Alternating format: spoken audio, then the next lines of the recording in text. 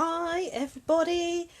So we are on day 3 of my series of stuff you can do to help your chronic fatigue in fibromyalgia. We have talked about nutrition, we have talked about pacing, we're going to talk about exercise next time, but today we're going to talk about sleep. That's why I'm in bed. I did that for a reason. So, why am I talking about sleep? Because I'm a personal trainer, and surely personal trainers like belong in the gym and like exercising and stuff. Well, that's where you're wrong, my dear friends, because my job as a personal trainer is basically to project manage your fitness, and anything which has a serious impact on your fitness and well-being and your ability to develop your fitness is that's my thing. That's my wheelhouse. I often refer people out if I find things that are outside of my scope. But generally, if I'm training someone, then I'm kind of looking to signpost them out to anything that is useful, and I kind of manage the whole thing. So we are going to talk about sleep today, and how sleep affects fibromyalgia, and how fibromyalgia affects sleep, and what we can do about it. So there's two ways that sleep might be affected, or kind of two categories I'll put it into. The first is your insomnia, which is when you either can't get to sleep at night or you wake up in the middle of the night and can't sleep. And that can happen with fibro as much as it can happen anywhere else. And the protocols for dealing with that are very similar to what they would be if you just had insomnia because you had insomnia for whatever reason. The second issue is sleep quality, and many people with fibromyalgia have very poor sleep quality. So there are some kind of measures you can take to help that will help with both, and some that will only help one or the other. You might have both as an issue, you might only have one as an issue, because that is the joy of being an individual with your own stuff going on. So I'm going to start with sleep quality because that's probably a kind of a broader way to deal with it, and a lot of the things that we do for that will then roll over into insomnia. So you need to understand a little bit about how sleep works. We don't just go to sleep, switch off, sleep and wake up. Our sleep happens in cycles. So you start off in a light sleep where you just you're drifting off, and then you fall into deeper patterns of sleep, very deep sleep, and then go into REM, which is where you start dreaming, and then you come out of that cycle and you repeat it. Now, in order to have restful sleep, you need to go through these cycles in their completeness. If you wake part way through them, you don't feel rested. And one of the things that's reported by people with fibromyalgia quite frequently is that they go to sleep and they sleep for maybe 8 or 9 hours, but they wake up and they still feel tired. And that's because they're not actually going through the correct stages of their sleep cycle, or they're not completing full sleep cycles. And this can go on for years, and you just get used to being exhausted all the time, and sleep isn't really getting anywhere with you. But you also don't feel like you've got insomnia because you are sleeping and you are going to bed. So it can be quite a tricky one to kind of figure out. So there's various things that can help with this.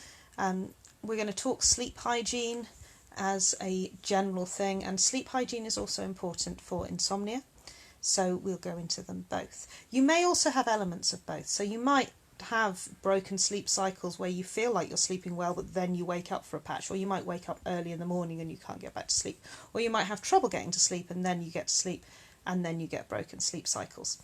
If you're not sure what's going on with your sleep, it might be a good idea to try, just as a beginning measure, looking at the sleep tracking apps that happen with various fitness trackers and smartwatches.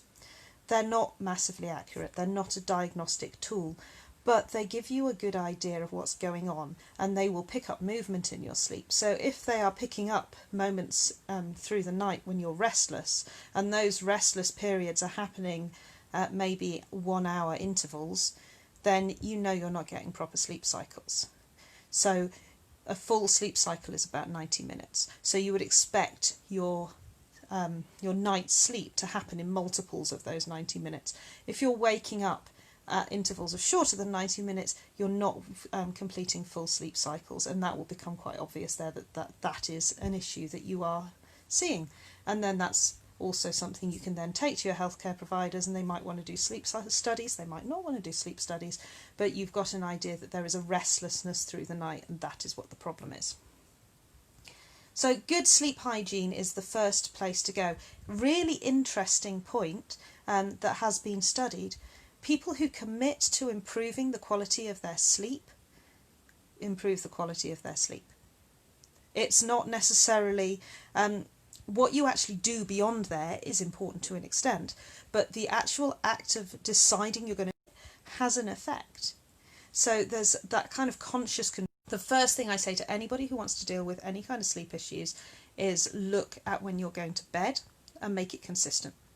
And I would suggest choosing a time that is about 8 hours before you have to get up in the morning. Ideally, you probably are going to need to sleep for between 7 and 9 hours. 8 is a good place to start.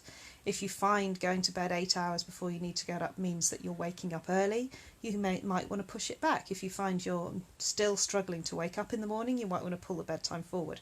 But committing to a particular time to go to sleep is the first step that I would take with anybody. Set yourself an alarm, set yourself a habit tracker where you tick off when you do it.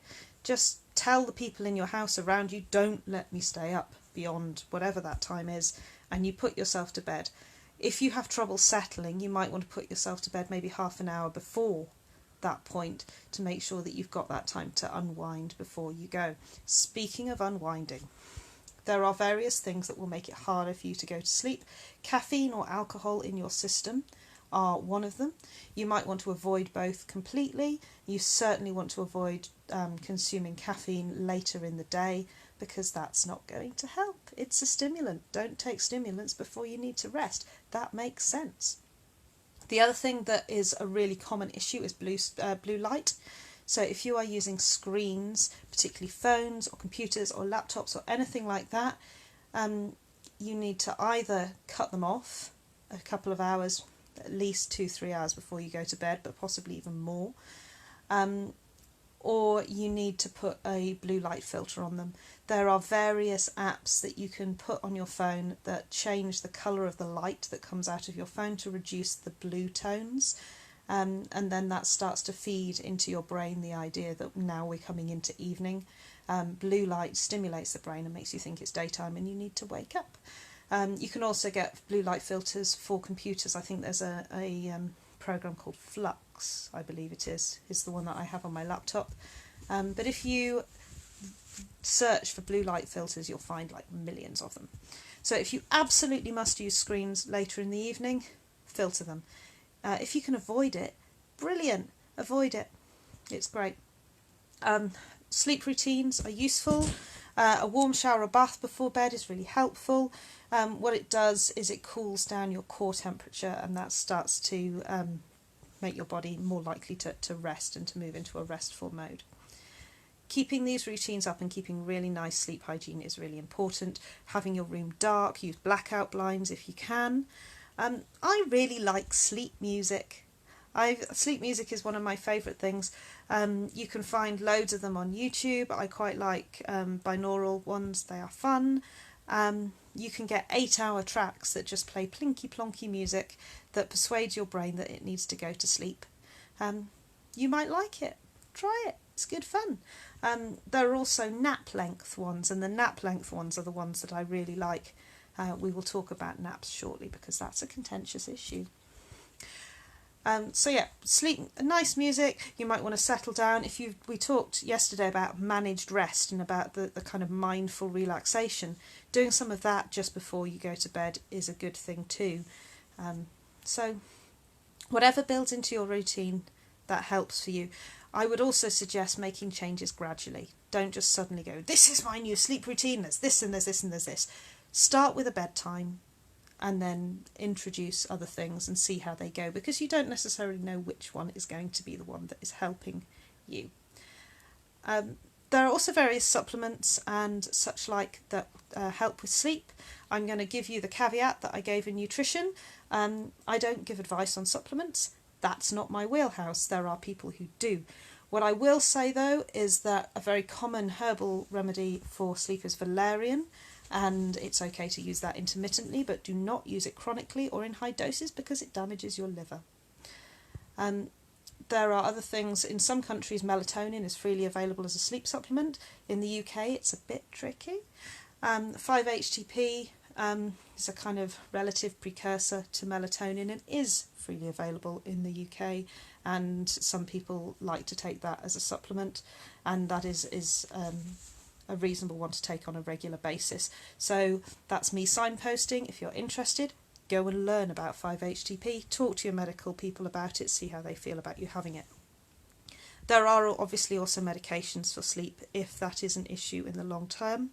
And some of the medications given for fibromyalgia, for chronic pain, things like amitriptyline and nortriptyline, they also have an effect on sleep and they can help you sleep. They also make you drowsy during the day, and for some people that's not acceptable. There are various other side effects. Again, this is something you need to talk to your doctor about, but it's something that's worth being aware of as an option if that's what you want to do. So last thing I wanted to talk about was naps. So if you have insomnia and you wake during the night, naps are probably not a good idea. Sleeping during the day will make you less tired at night, which means that you're more likely to have difficulty going to sleep, or you're more likely to wake at night. If, however, you sleep at night fairly well but still feel tired, you might find that having a brief nap in the afternoon might help. And the nap tracks that are maybe 10-20 minutes long for the music are really useful for that, because they will help you get to sleep quickly, but then also as the track ends and you come out of it, you'll wake up again. Obviously those short periods you're not going to go through a full sleep cycle, but you might find that that's enough to get you refreshed and back into your day. So that's something to consider.